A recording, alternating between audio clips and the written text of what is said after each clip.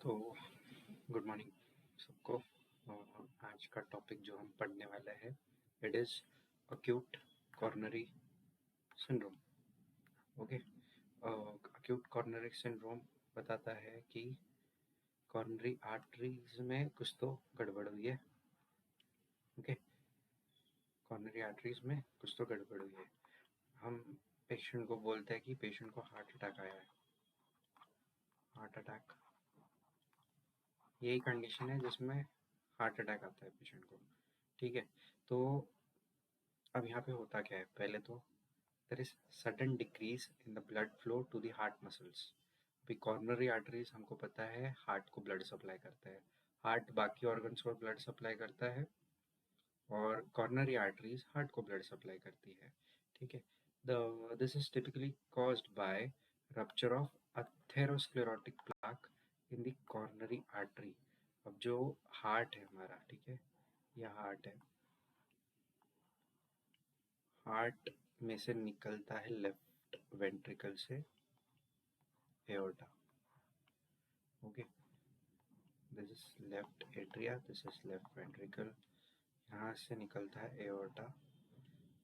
Aorta जो है ये ब्लड सप्लाई करता है सिस्टमिक ऑर्गन्स को, सारे ऑर्गन्स को। ठीक है, तो ये एओर्टा जो है ब्लड सप्लाई करता है सारे ऑर्गन्स को और यहाँ से कहीं से तो कॉर्नरी आर्टरी निकलती है जो सप्लाई करती है हार्ट को। ये डिवाइड होती है राइट कॉर्नरी आर्टरी में और लेफ्ट कॉर्नरी आर्टरी में। अगर इसमें कुछ गड़बड़ हो जाए, कहाँ पे, इन कॉर्नरी आर्टरीज में कुछ ब्लॉक डेवलप हो जाए तो ये ब्लड सप्लाई जो है to the heart will stop. ठीक है, blood supply to the heart will stop. अब यहाँ पे रप्चर ऑफ अथेरोस्क्लेरोटिक प्लाक लिखा है, तो जब अब ये इसका सेक्शन देखते हैं, यहाँ पे कहीं पे ब्लॉक हुआ है कॉर्नरी आर्टरी में, ये है आर्टरी का शेप।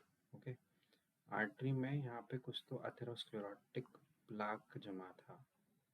अभी अथेरोस्क्लेरोटिक प्लाक क्या होता है ये हम आगे देखेंगे पैथोफिजियोलॉजी में, बट अभी यहाँ पे जानने के लिए देखना है हमको कि ये जो अथेरोस्क्लेरोटिक प्लाक था ये रप्चर हुआ है, बर्स्ट हुआ है, जिसने यहाँ पे पूरी क्लॉगिंग कर दी है।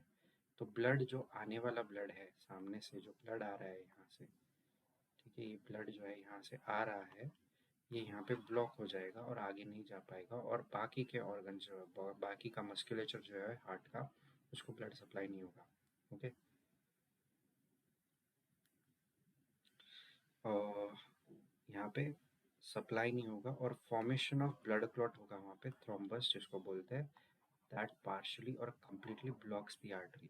ठीक है, पूरी तरह से ब्लॉक कर देगा आर्टरी को एंड इट विल कॉज जो भी है आगे के सिम्टम्स जो होंगे पेशेंट में। ठीक है, अभी देखते हैं कि पैथोफिजियोलॉजी क्या बोलती है। ठीक है, अथेरोस्क्लेरोटिक प्लाक फॉर्मेशन यहाँ पे दिख रहा है, ये येलोइश जो है ये क्या है, ये अथेरोस्क्लेरोटिक प्लाक है। क्या होता है यहाँ पे कि fatty plaques build up in the wall of the coronary arteries. मतलब विद द एज जो हम फैटी फूड खाते हैं वो कॉर्नरी आर्टरी में जाके डिपॉजिट होता है over the period of time, धीरे धीरे।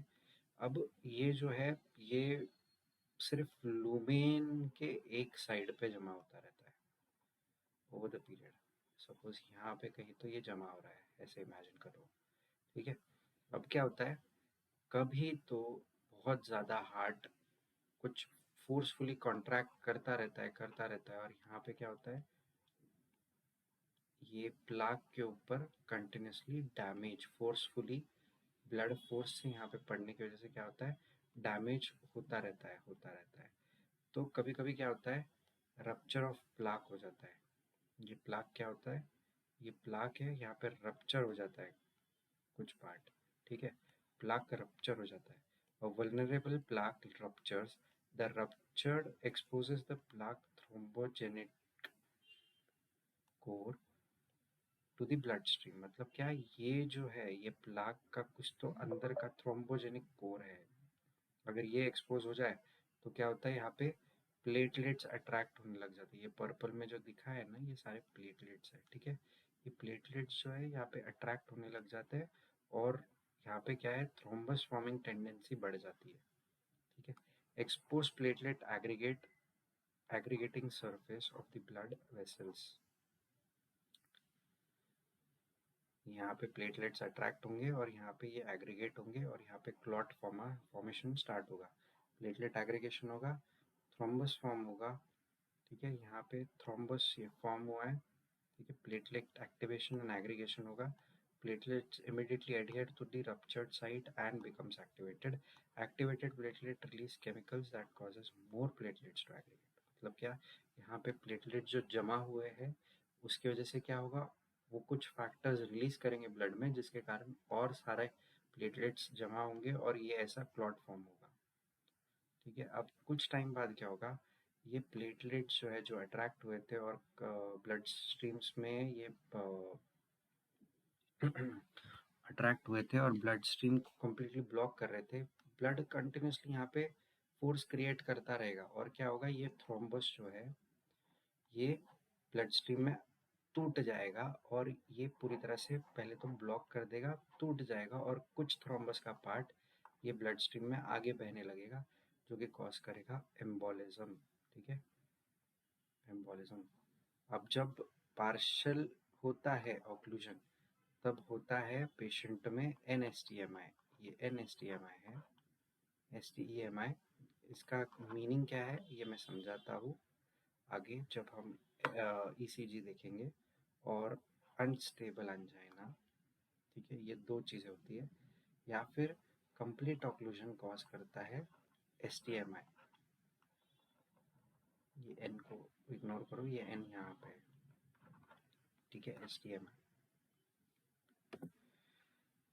अभी अनस्टेबल एंजाइना क्या होता है, ठीक है, यहाँ पे क्या होता है, इस्केमिया कॉज होता है। ये वेरिएंट है, तीन वेरिएंट्स है अक्यूट कॉर्नरी सिंड्रोम के।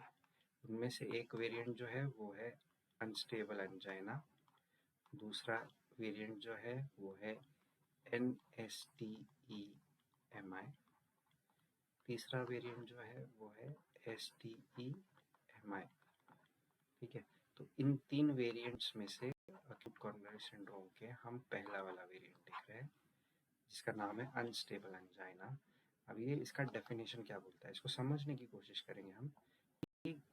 इस्केमिया हो रहा है, इनएडिक्वेट ब्लड फ्लो हो रहा है कॉर्नरी मस्कुलेचर को because of the atherosclerotic plaque, यहाँ पे भी है, ठीक है, to the heart muscles that is severe enough to cause symptoms but not enough to cause myocyte necrosis. मतलब क्या, यहाँ पे ब्लड फ्लो तो ब्लॉक हो रहा है बट क्या हो रहा है कि इतना भी सीवियर ब्लड फ्लो का ब्लॉकेज नहीं है, इतना भी सीवियर नहीं है कि जिससे मायोसाइट अपना नेक्रोसिस हो जाए, मायोसाइट का नेक्रोसिस हो जाए।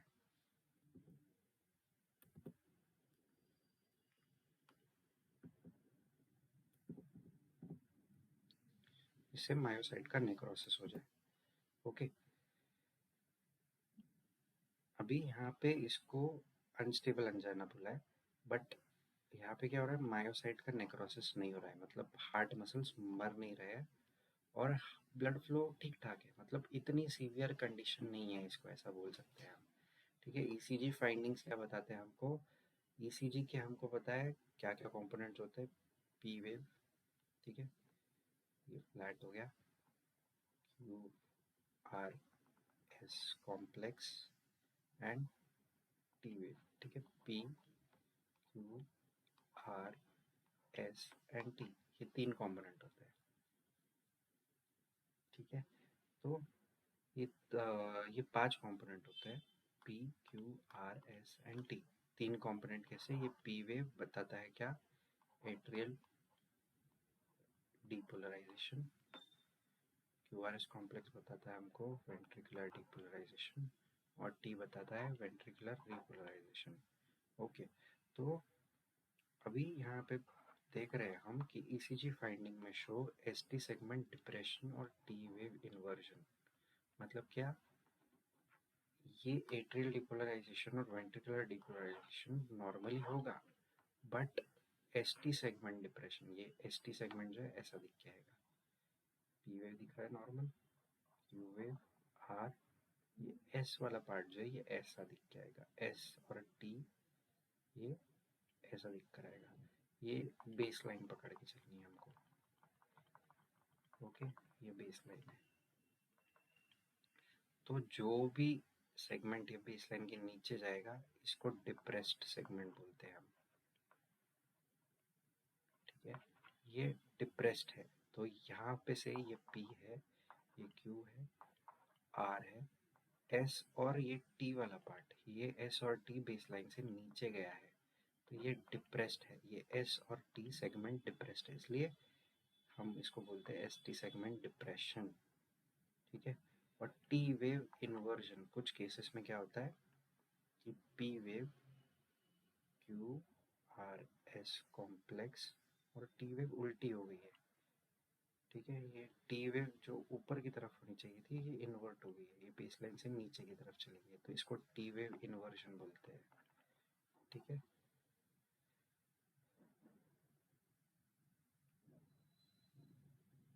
ये चीज़ अंजाइना की है, स्पेसिफिकली टू अंजाइना। ये चीज़ अंजाइना में दिखती है, ये चीज़ अंजाइना जो अनस्टेबल है उसमें भी दिखेगी, ये चीज़ स्टेबल अंजाइना में भी दिख के आएगी, दोनों में दिखेगी। ठीक है, तो यहाँ से हमको क्या पता चल रहा है कि एस टी सेगमेंट डिप्रेशन होगा या टी वेव इन्वर्जन होगा।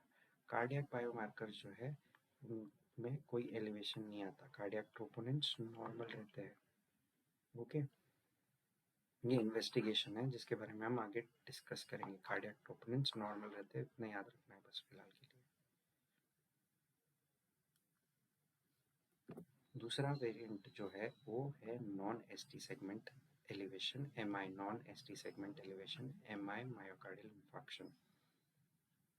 नाम समझो, इसके बारे में हम और डिस्कस करेंगे, बस नाम याद रखो। नाम का मीनिंग धीरे धीरे समझ में आएगा जैसे हम आगे डिस्कस करते जाएंगे। ठीक है, यहाँ पे क्या हो रहा है, डेफिनेशन बोलता है ischaemia severe enough to cause myocardial necrosis but without a full thickness blockage of the heart wall. मतलब क्या, अभी सपोज ये लेफ्ट वेंट्रिकुलर वॉल है, लेफ्ट वेंट्रिकल की वॉल है और ये आर्टरी जा रही है यहाँ पे, ये आर्टरी यहाँ से ब्लड लेकर आ रही है, कॉर्नरी आर्टरी, ब्लड सप्लाई हो रहा है, बट क्या हो रहा है कि ब्लड सप्लाई यहाँ पे ब्लॉक हो जा रहा है, यहाँ पे ब्लड सप्लाई ब्लॉक हो जा रहा है। कुछ ब्लड सप्लाई चल रहा है यहाँ से, पेरिफेरली एक और आर्टरी निकल रही है यहाँ से जो कि दूसरे सेगमेंट, यहाँ के सेगमेंट को ब्लड सप्लाई कर रही है। अब क्या होगा, ये जो आर्टरी जो सेगमेंट को सप्लाई कर रही है वो मायोकार्डियल नेक्रोसिस में चला जाएगा, बट ये यहाँ की जो ब्रांच है इसकी ये अच्छी खासी है, ये ब्लड सप्लाई कर पा रही है, तो ये यहाँ के सेगमेंट को हेल्दी रख रही है। बस ये एक सेगमेंट जो है ये नेक्रोसिस में चला जा रहा है। ठीक है, तो ये full thickness blockage of heart नहीं होगा, हार्ट वॉल नहीं होगा इसके कारण। ठीक है, बट मायोकार्डियल नेक्रोसिस तो दिख के आएगा। पिछले केस में क्या हो रहा था, मायोकार्डियल नेक्रोसिस नहीं दिख के आ रहा था, सिम्टम्स आ रहे थे पेशेंट को। ठीक है, तो अब यहाँ पे ईसीजी फाइंडिंग क्या होगी, similar to unstable angina, no ST segment elevation, ECG में show ST segment depression, T wave inversion और मे बी नॉर्मल। मतलब क्या, यहाँ पे ईसीजी कैसे भी हो सकता है, अनस्टेबल एंजाइना जैसा हो सकता है या फिर बिल्कुल नॉर्मल भी हो सकता है, बट यहाँ पे अभी मायोकार्डियल नेक्रोसिस हो रहा है तो क्या होगा, जो हमारे ट्रोपोनेंट्स है वो क्या हो गया, detectable elevation of the cardiac troponins होगा। मतलब क्या, drop T and drop I, ये दोनों क्या होंगे, एलिवेटेड होंगे। अब ये ड्रॉप टी ड्रॉप आई होते क्या है। ठीक है, अभी हमको पता है कि कोई भी मसल में तीन प्रोटीन होते हैं जो कॉन्ट्रैक्शन कॉज करते हैं, एक तो एक्टिन होता है, एक तो मायोसिन होता है और ट्रोपोनेंट्स होते हैं। ठीक है, ये सारे जो है ये कॉन्ट्रैक्शन में हेल्प करते हैं हमको, मसल्स को। वैसे ही हमारे हार्ट मसल्स भी इन्हीं तीन प्रोटीन से काम करते होंगे। तो जब मायोकार्डियल नेक्रोसिस होता है ये प्रोटीन जो है सेल के डैमेज की वजह से सेल बर्स्ट हो जाता है, ब्रेक डाउन हो जाता है, तो ये ट्रोपोनिन जो है ये ब्लड में रिलीज हो जाते हैं, ब्लड में रिलीज हो जाते हैं और ये हमको ब्लड में डिटेक्टेबल होते हैं, डिटेक्ट कर सकते हैं आप ब्लड में इनको। इसकी वजह से क्या होता है, नेक्रोसिस की वजह से ये हमको detectable elevation of cardiac troponins हो जाता है। ओके, अभी ये थर्ड वेरिएंट है एसटी सेगमेंट एंड सबसे डेंजरस। इसमें क्या होता है, कंप्लीट और near complete occlusion of the coronary artery leading to full thickness transmural myocardial necrosis. मतलब यहाँ पे पूरी तरह से क्या होगा, ये तुम्हारा लेफ्ट वेंट्रिकल है, ये जो आर्टरी आ रही थी यहाँ पे, ठीक है, ये ब्लॉक हो गई है ऊपर ही कहीं। तो अब ये ब्रांच जो आ रही थी, जो सप्लाई कर रही थी, ये भी ब्लड को नहीं सप्लाई कर पा रही है, और ना ही ये ब्लड को सप्लाई कर पा रही है। तो ये ऊपर वाला ब्लॉक है, जिसकी वजह से क्या हो रहा है, सारा का सारा ये जो वॉल है ये नेक्रोसिस में जा रहा है। ओके, पूरा का पूरा वॉल नेक्रोसिस में जा रहा है। इसमें full thickness transmural myocardial necrosis होगा, and this is the most severe form of acute coronary syndrome, most severe form of acute coronary syndrome। अब यहाँ पे hallmark is ST segment elevation. अभी हमने देखा था कि क्या क्या एसटी सेगमेंट कहाँ रहता है, कैसा रहता है नॉर्मल ईसीजी में। अब यहाँ पे मैं तुमको डायरेक्टली अब नॉर्मल ईसीजी बताऊंगा, ठीक है। ये नॉर्मल हो गया।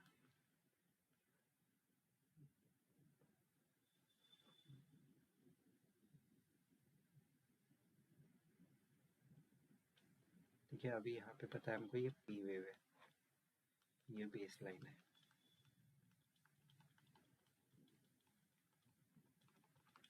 ठीक है। पी वेव है, क्यू वेव है, आर है। अब यहाँ पे एस टी जो हमको मिलनी चाहिए वो गायब हो चुकी है। तो ये यहाँ पे एस है और यहाँ पे कहीं तो टी है, हम ऐसे इमेजिन करके चलते हैं। अब ये है ऊपर बेस लाइन के, तो इसको क्या बोलेंगे हम, एस टी सेगमेंट एलिवेट हुआ है। जब वो नीचे जा रहा था तब हो रहा था डिप्रेस, अब ये ऊपर जा रहा है तो ये एस टी सेगमेंट क्या हो रहा है, एलिवेट हो रहा है। तो ये कंडीशन में क्या दिख के आएगा, इसका नाम देखो अभी, एस टी सेगमेंट एम आई। तो यहाँ पे एस टी सेगमेंट एलिवेट हो रहा था। ओके, हॉलमार्क क्या है इसका, एस टी सेगमेंट एलिवेशन, इसीलिए इसका नाम पड़ा है S T segment elevation M I, ठीक है। इन टू और मोर कंटिजियस लेड्स, ठीक है। ये क्या बताता है, दिस इंडिकेट्स कंप्लीट और sustained blockage of the coronary artery. ये चीज़ जो है ये S T segment elevation M I का क्लासिकल फीचर है, एस टी सेगमेंट एलिवेशन। और ये बताता क्या है कि there is complete blockage of the coronary artery, ठीक है। अब ब्लॉक हुआ है तो मुझे पता है कि यहाँ पे क्या दिख के आएंगे, कार्डियक बायोमार्कर्स होते हैं, ट्रोपोनेंस, कार्डियक ट्रोपोनेंस, ये क्या दिख के आएंगे, सिग्निफिकेंटली एलिवेटेड दिख के आएंगे, indicating extensive myocardial cell death, extremely raised दिख के आएंगे ये तुरंत से, ठीक है। ओके, तो ये एस टी एम आई को हम एन एस टी एम आई से कैसे करवाएंगे, कि यहाँ पे पहले तो एस टी सेगमेंट डिप्रेशन है, बट ट्रोपोनेंस जो है वो डिटेक्टिवली एलिवेटेड है, ठीक है। और अनस्टेबल एंजाइना में क्या हो रहा है, मायोसाइट नेक्रोसिस नहीं हो रहा है। तो यहाँ पे ना तो एस टी सेगमेंट एलिवेशन है बट की एस टी सेगमेंट डिप्रेशन है, और यहाँ पे क्या है, there is no evidence of cardiac troponin, बढ़ेंगे नहीं, सेल डेथ नहीं हो रही है। तो N S T M I में क्या हो रहा है, S T segment depression same as unstable angina and detectable elevation of the cardiac troponin. तो हम इसको अभी डिवाइड कर लेते हैं, ठीक है। Unstable angina, non S T segment elevation M I and S T segment elevation M I, ठीक है। ये चीज़ में क्या दिख के आएगा हमको, एस टी सेगमेंट डिप्रेस्ड और ट्रोपोनिन अनडिटेक्टेबल, अनडिटेक्टेबल, ठीक है, नहीं दिखेंगे, ट्रोपोनिन्स नहीं दिखेंगे। N S T M I में एस टी सेगमेंट या तो नॉर्मल या तो फिर डिप्रेस्ड, ओके। ट्रोपोनेंस दिख के आएंगे। यहाँ पे एस टी सेगमेंट एलिवेशन नहीं हो रहा है, इसलिए इसका नाम है non S T segment elevation M I. यहाँ पे S T segment elevation M I में क्या होगा, एस टी सेगमेंट एलिवेटेड दिख के आएगा एंड ट्रोपोनेंस भी एलिवेटेड दिख के आएंगे। ओके, होपफुली तुमको ये तीनों कैटेगरी समझ में आ गई होंगी। अभी क्लिनिकल फीचर्स पे जाते हैं। अक्यूट कॉर्नरी सिंड्रोम में सब में सारे ही तीनों भी अक्यूट कॉर्नरी सिंड्रोम के तीनों इसमें मतलब क्या, unstable angina, NSTEMI and STEMI, तीनों में भी पहला फीचर जो दिख के आएगा वो चेस्ट पेन है। कैसा रहेगा, described as central crushing heavy sensation. मतलब क्या, पेशेंट ऐसे रेडिएटिंग पेन नहीं कंप्लेन करेगा, वो बोलेगा भी चेस्ट में कुछ तो दब रहा है, क्रश हो रहा है और हेवीनेस फील हो रहा है चेस्ट के सेंटर में। अब ये रेडिएट होगा कहाँ पे, लेफ्ट आर्म में, नेक में, जॉ में और बैक में। मतलब patient, suppose this is your patient, okay,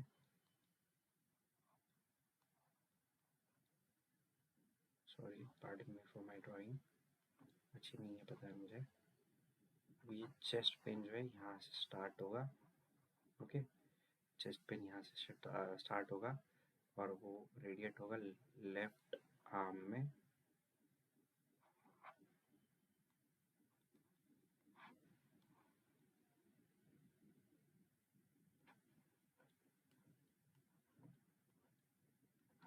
यहाँ से स्टार्ट होगा चेस्ट पेन, रेडिएट होगा लेफ्ट आर्म में यहाँ पे, ओके, और नेक की तरफ जॉ में कुछ हद तक, एंड ये बैक में भी फील होगा, पीछे की साइड, बैक में, ठीक है। तो ये जो है चेस्ट पेन, ये क्रशिंग टाइप का है, क्रशिंग टाइप का है, हैवी सेंसेशन है, सेंट्रल है, ओके। इसके अलावा क्या फीचर्स देखेंगे, शॉर्टनेस ऑफ ब्रीथ, मतलब डिस्पनिया होगा, पेशेंट गैस्प करेगा ब्रीथ के लिए। उसके अलावा स्वेटिंग होगी, डायफोरेसिस, नॉशिया, वॉमिटिंग जैसा फील होगा। ये दोनों फीचर्स जो है ये पैरासिम्पैथेटिक एक्टिवेशन के लिए डिनोट करते हैं, ठीक है। पैल्पिटेशन होगा, इरेगुलर हार्ट बीट होगी, एंग्जाइटी फील होगी, पेशेंट को फील होगा कि मुझे कुछ तो हो रहा है, मुझे बचाओ, मैं क्या हो रहा है, मुझे कुछ तो हो रहा है, प्लीज़ बचाओ, नहीं तो मेरा बचना बहुत मुश्किल है, ऐसा बोलने लग जाएगा पेशेंट, ठीक है, नौशिया वॉमिटिंग के साथ, ठीक है। वुमेन और एल्डरली पेशेंट में क्या होता है कभी कभी, और जिनमें डायबिटीज़ होता है, कुछ अटिपिकल सिम्टम्स दिखेंगे। ये सारे टिपिकल सिम्टम्स है। टिपिकल सिम्टम्स कौन कौन से है, chest pain, breathlessness, sweating, nausea vomiting, palpitation and anxiety. और एल्डरली में, वुमेन में और डायबिटिक में कुछ अटिपिकल सिम्टम जैसे इंडाइजेशन, फटीग और जस्ट शॉर्टनेस ऑफ ब्रीथ दिख के रहेगा।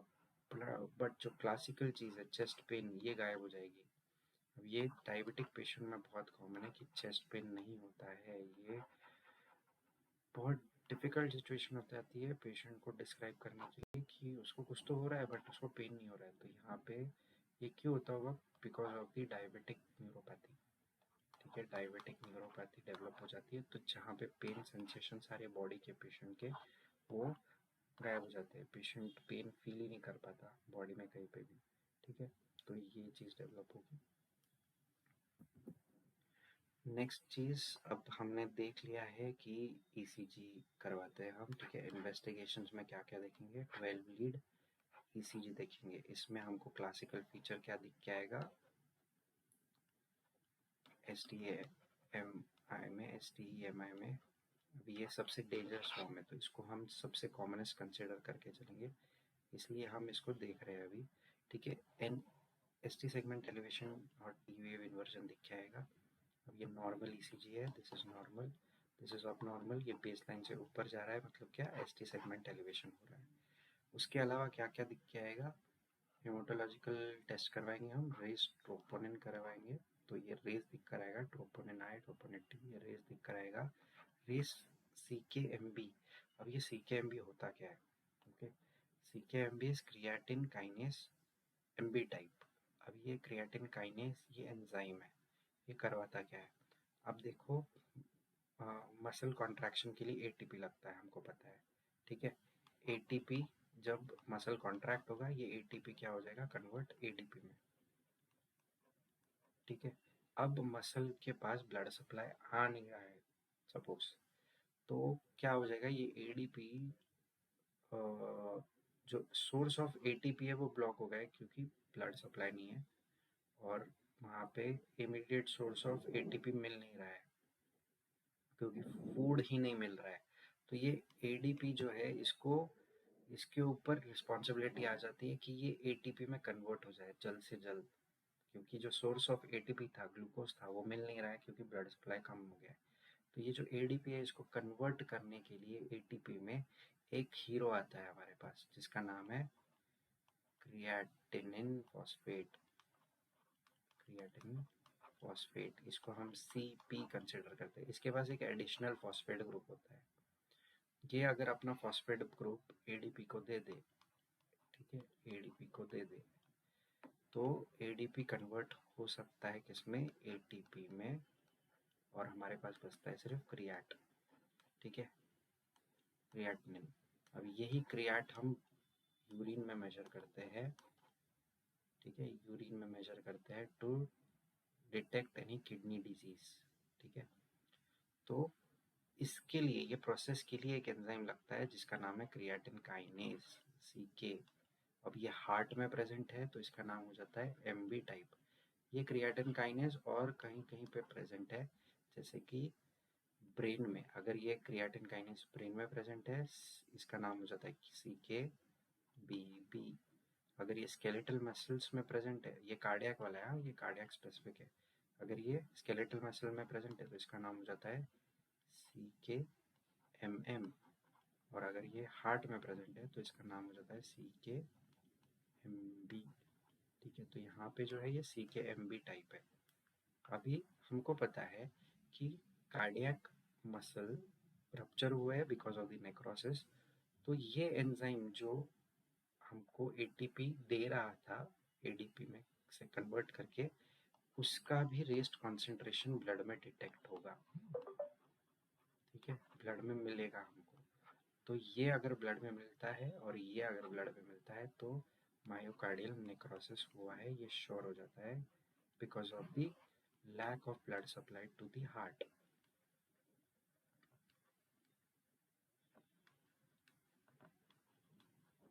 ठीक है।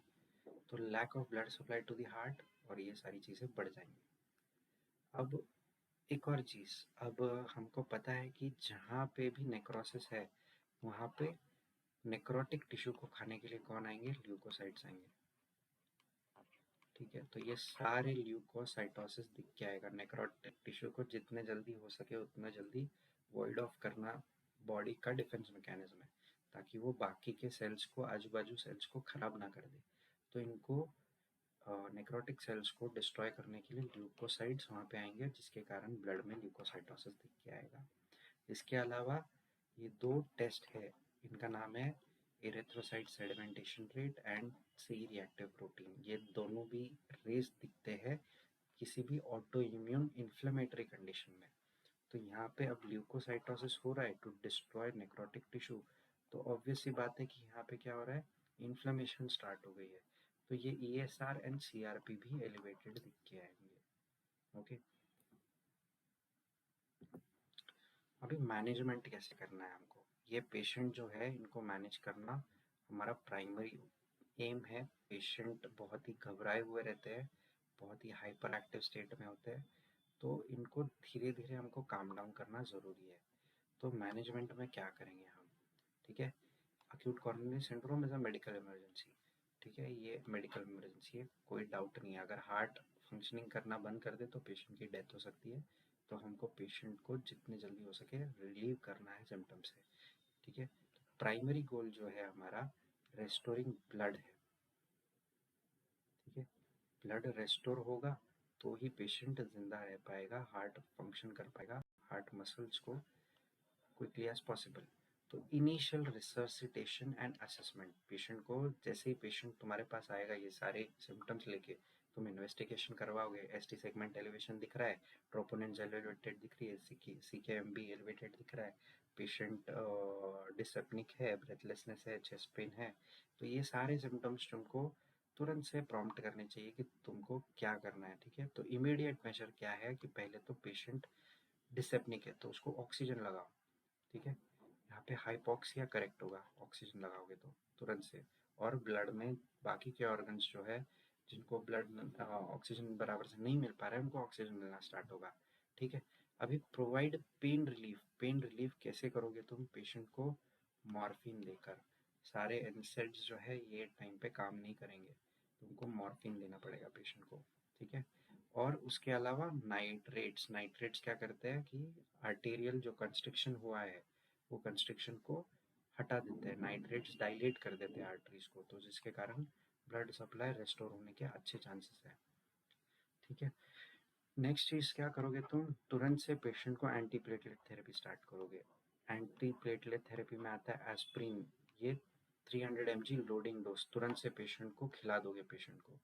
ठीक है, 300 mg मतलब क्या, डोसेज जो अवेलेबल है मार्केट में वो कैसे है, 250 mg की टैबलेट मिलती है, तो तुमको दो टैबलेट खिलानी की, 150 mg की टैबलेट मिलती है, तो तुमको दो टैबलेट खिलानी है पेशेंट को, तुरंत से च्यू करने लगाना है। जैसे ही तुमको दिखेगा पेशेंट एमआई में है तो you should start 300 mg loading dose, और फिर उसको मेंटेन करना है विथ 150 mg। ठीक है, पर डे के हिसाब से।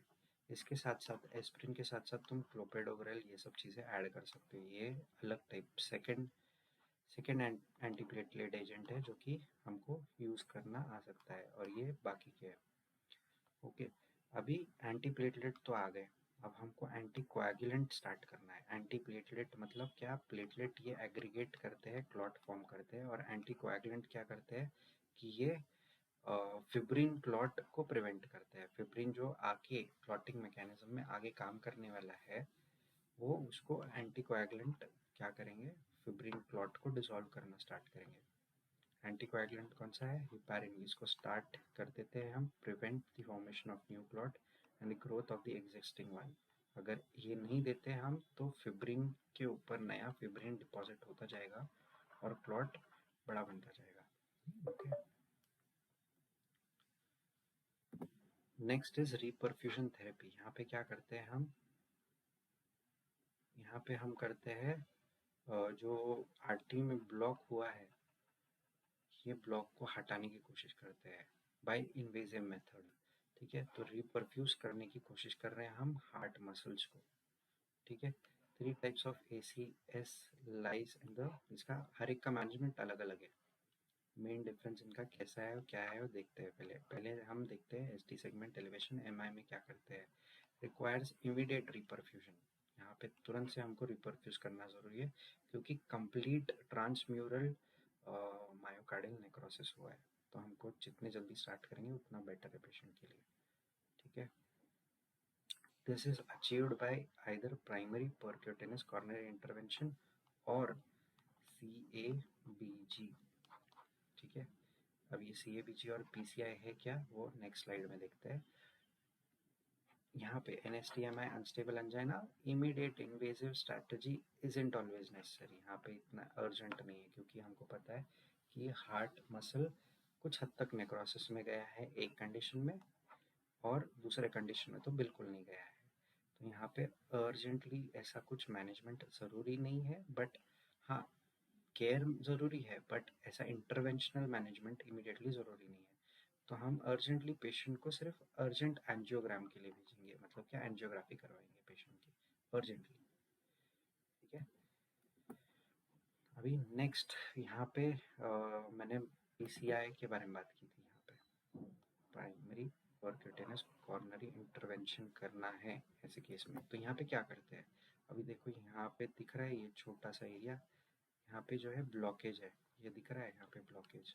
अब यहाँ पे क्या करेंगे हम, एक स्टेंट पास करेंगे कोई तो बड़ी वेन से, बॉडी के बड़ी वेन से एक स्टेंट पास करेंगे जो कि जाएगा ऐसे यहाँ पे। ठीक है, अब ये स्टेंट के साथ हम एक बलून भी भेजेंगे जो कि नॉन इन्फ्लेटेड होगा। अब जैसे ही वो बलून आएगा तुम्हारे थ्रोम्बस एरिया में, उसको हम इन्फ्लेट करना स्टार्ट करेंगे, उसमें हवा भरना स्टार्ट करेंगे। उससे क्या होगा कि ये जो ब्लॉक्ड सेगमेंट है वो सेपरेट हो जाएगा, एक दूसरे से दूर हो जाएगा। अभी ये जो सेपरेटेड पार्ट है इसको हम ओपन करने की कोशिश करेंगे पूरी तरह से बाय इन्फ्लेटिंग दिस बलून, और इसमें एक हम स्टेंट डाल देंगे जो कि ये दोनों भी सेगमेंट को, जो भी थ्रोम्बोटिक सेगमेंट है उनको सेपरेटेड रखेगा। ठीक है, एक बार पढ़ लेते हैं कि ये फिगर के नीचे दिया क्या है। Guide wire is advanced from radial और femoral artery to the coronary artery under radiographic control. यहाँ पे आर्टरी बोला है, ठीक है, कोई तो आर्टरी से, रेडियल आर्टरी या फेमोरल आर्टरी से हम पास करेंगे गाइड वायर को। ठीक है, और fine balloon catheter is then advanced over the guide wire, जो गाइड वायर पास की थी आर्टरी के थ्रू, उसके हेल्प से हम फाइन बलून कैथेटर एडवांस करेंगे उस गाइड वायर के ऊपर to the stenotic coronary artery and the balloon is inflated. उस सेगमेंट पे जाकर बलून को इन्फ्लेट करेंगे,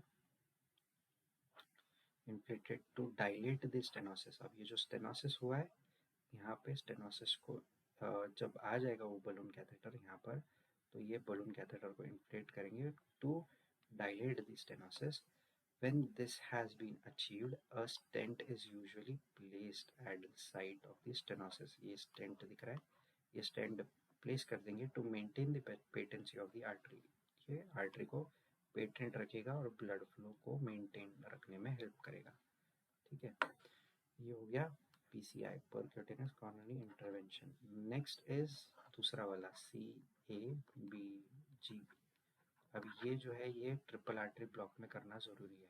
यहाँ पे ये सिंगल आर्टरी ब्लॉक था तो हमने PCI कर दिया, पेशेंट को मैनेज कर दिया, पेशेंट को हमने 3 से 5 दिन में रिलीव भी कर दिया हॉस्पिटल से, पेशेंट नॉर्मल होके निकल जाएगा।